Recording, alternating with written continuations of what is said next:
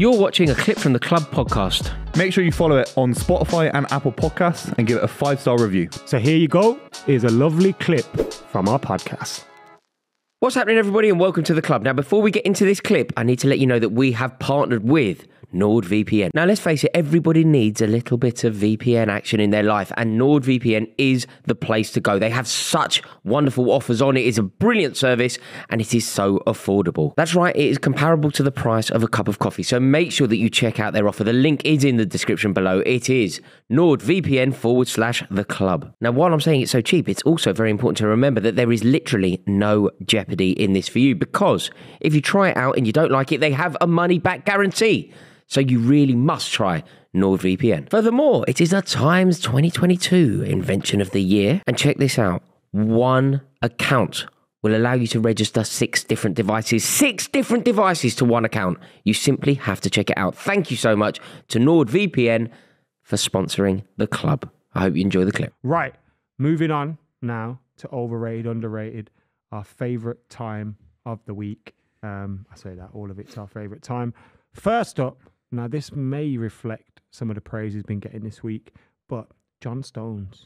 He's underrated in terms of his legacy in English football as one of the most progressive centre-backs to ever come out of this country. What he can do on the ball is unbelievable. I'm sorry, but look, you say Jesus, but against Liverpool, he pops the ball around like you wouldn't believe. There are midfielders that cannot operate in midfield. You said legacy, and then just start... His legacy... I know you don't like me being hyperbolic about City player. I get it. It sounds ridiculous. Do you think he's better than Van Dijk?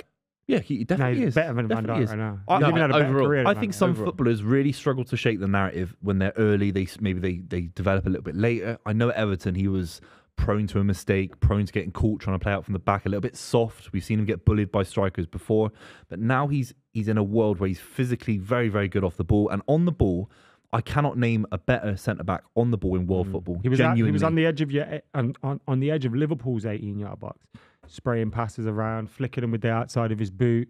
He looked really good. I think earlier in the season you were praising him quite a lot, maybe a little bit over the top, and I kind of pushed back on it. And maybe I was a little bit wrong on him. I think he's been a lot better than I suggested he was this season. I do agree with you, though. I do think he's a little bit underrated in comparison to a lot of defenders and a lot of people around him. Sol Campbell's an example, an English centre-back, Ledley King. Where does he rank among those? We're looking at careers that have finished, and we're looking at a career that hasn't finished. But I'm just asking you, it's a hypothetical question, he because he's won 4 Premier League titles. Above LedleyKing, because Ledley King's injuries held him back. Incomparable to Ledley King. Ledley King's not... He's obviously, John Stones is 10 times a player. But Ledley King was a very good footballer, though. Without the injuries, he doesn't stay at Spurs. Without the injuries, mate, if I was 6'3", I'd have played centre forward for Chelsea. Who cares? He was injured all the time, and he's crap. And they Tottenham fans like to crap. He's not crap. You can't go, John Stones, Ledley King. Crap. There's no debate here. Like I'll be the middleman. He wasn't crap. You can do the debate about Sol Campbell, but you can't do the debate about Ledley King. It's all very well being brilliant but injured. Pick the geezer that's not injured, because that's more important. Like, being injured, the best quality that you can have as a footballer is being available. If you're never available, you're a rubbish footballer. I've seen some available rubbish footballers, to be honest, and I'd hope for that. I've been available for 27 years, lads, and I've never been picked for anyone. So let's talk about Jamie Vardy, underrated or overrated? I think his career is underrated. Yeah. Especially when you look, I think he rightly gets lauded for his goal scoring. And you look at Harry Kane, what he's done in the Premier League and for England, amazing. But I'd rather have Jamie Vardy's career. I wouldn't rather be Jamie Vardy because of his misses, but I'd rather have... Or his face. Oh, yeah, and that. And him, and his personality. Yeah. I wouldn't like to be him. Look alike. You're friends with that geezer, right? He always comments on my tweets. Shout out Chappie. He's a former postman. He got invited onto the Jamie Vardy bus. I'm sure he's the postman again. He got invited onto the back of the bus for the Leicester City squad after they won the Premier League because Jamie Vardy found it funny on Twitter. And then he got a restraining order against Chappie because he kept using his name and likeness. I think if someone gets a restraining order against you, you deserved it. And is he your mate? No, he follows me on Twitter. And is that right with you?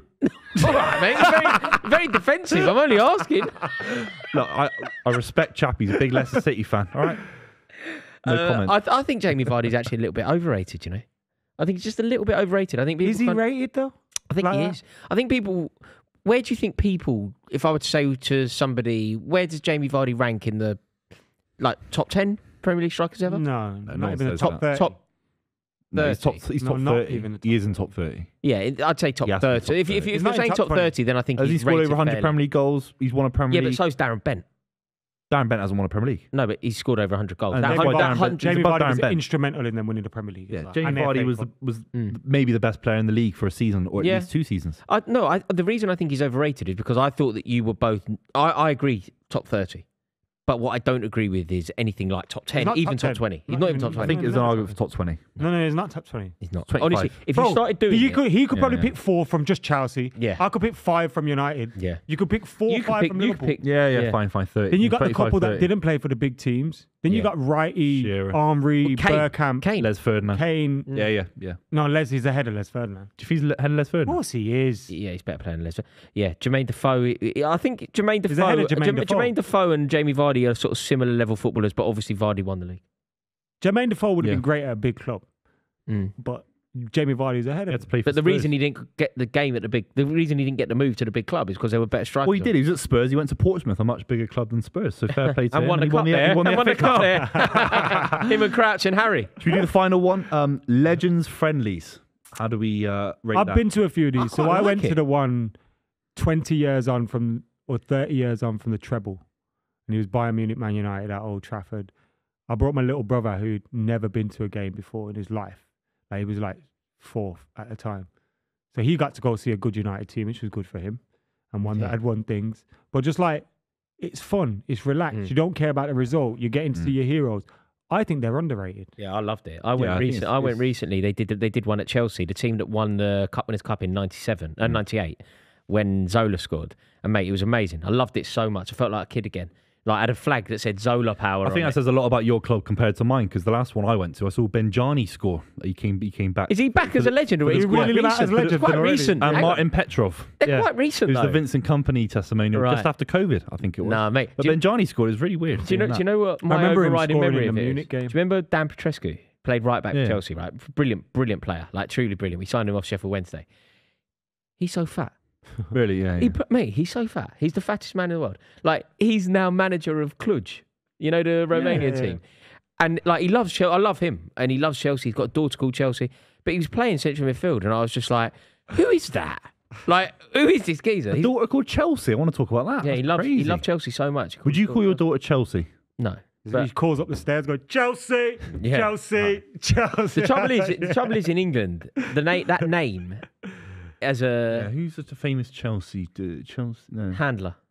Who's that? Don't know. 50 Cent Just heard the name. Chelsea 50 Cent had a little thing with her, didn't he? Mm. Chelsea. had it. Chelsea. Is there any other famous Chelseas? Um, This is a great podcast, by the yeah, way. let's move on. Daniel Sturridge.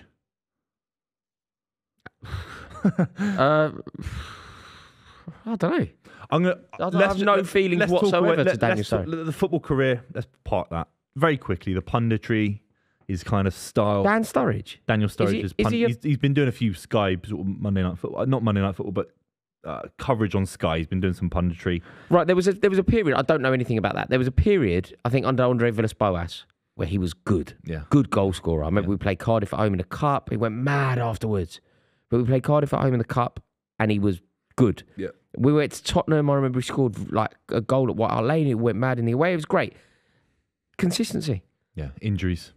Came through the City Academy as well, and very, very highly rated at the City Academy. I think he joined Chelsea out of the City Academy. Played a few games for the first team. But for me, underrated in his professional career, but his TikToks. Is he on there? It's embarrassing. Is he on there? Embarrassing. Roberto Di Zerbi. Underrated or overrated? I think people are accurately acknowledging how good he is. But I also think that perhaps... Do you think that his antics on the touchline, going mad, is poor? Do you think it cost him at Tottenham? Do you think it's bad form from him?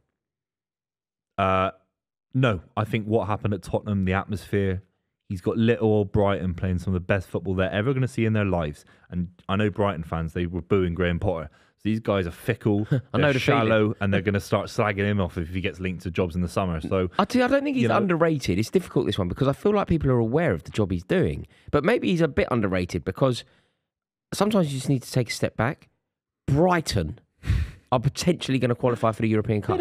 they had a greyhound race track around their stadium, 15 years ago? They're They're in League Two. the with Dean, Norman Cook and that. I think fairly rated, if not slightly underrated. I think we can agree. And very finally, Pieface, obviously a big Plymouth. What, overrated or underrated? Yeah, his away day video. If you don't know this, he obviously went up to Morecambe, I think it was away, which is so far 300 miles, 350 miles. So far from Plymouth. You have to go through Exeter and all that. It's crazy. The train lines from the West Country, I should know. It's underrated. I love seeing Pieface getting a little bit leery. His side are getting promoted. Fair play to Plymouth. They, a championship side for Plymouth Argyle. Fair play to them. Yeah, Pieface is a geezer. I've only got good things to say about Pieface. I think he's a geezer, and good luck to him. Good luck to Plymouth. I keep an eye out for Plymouth results purely because of Pieface.